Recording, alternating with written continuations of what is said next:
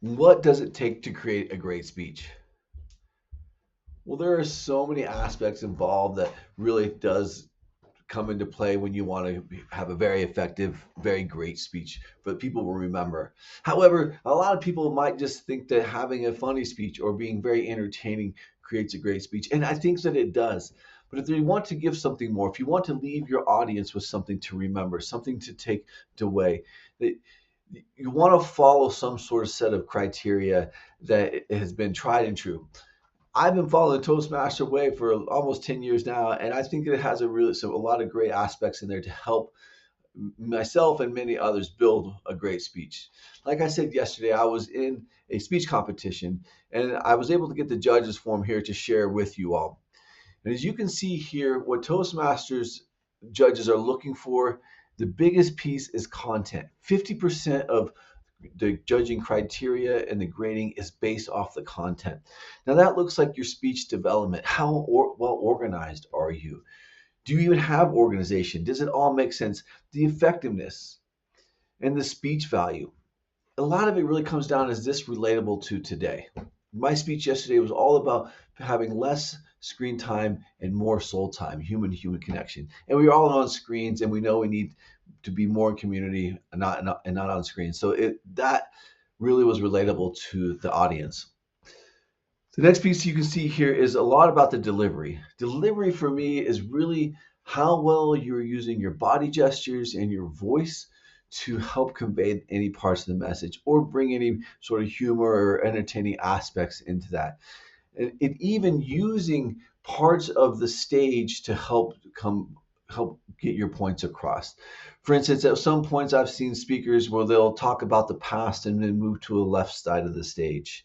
They'll talk about the present and be in the center of the stage, and then the future is on the right side of the stage. And every time they go reference past, present, or future, they go stand in those spots on the stage. The next piece is vocal variety. This is all about using your voice to create this sort of wave, this up and down with your voice.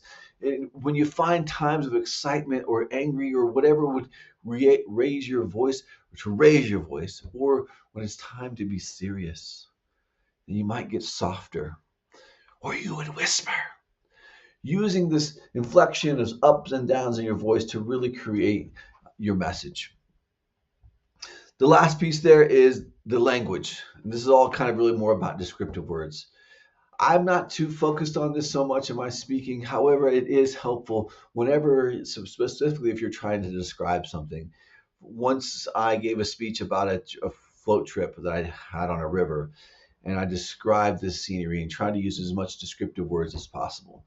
But it can be helpful. It can really take people and help see whatever it is that you saw and take them to that spot.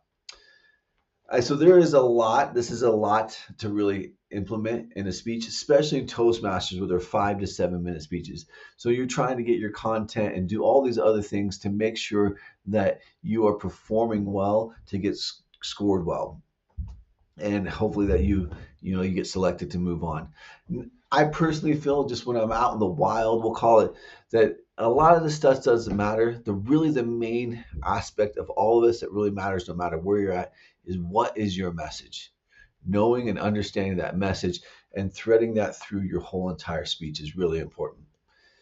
Take a look at this. You can find this. You can also Google search and find other aspects from other people, what they feel is an important when giving a speech. And if you have any questions, reach out to me as well.